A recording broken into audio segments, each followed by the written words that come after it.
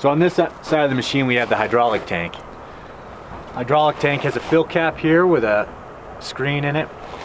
And then on the back of the hydraulic tank is your visual glass. There's also 2 sensors in here to shut the system down when hydraulic fluid temperature gets to be too high, or your hydraulic level falls below the indicator itself and then turns the switch off. So paying attention to your hydraulic levels is key. That'll be a daily check, making sure you have enough fluid. You want to be at least at the halfway, if not at the 2/3 mark. Somewhere in that space is for good operating. You're going to want to check your levels of the machine level itself.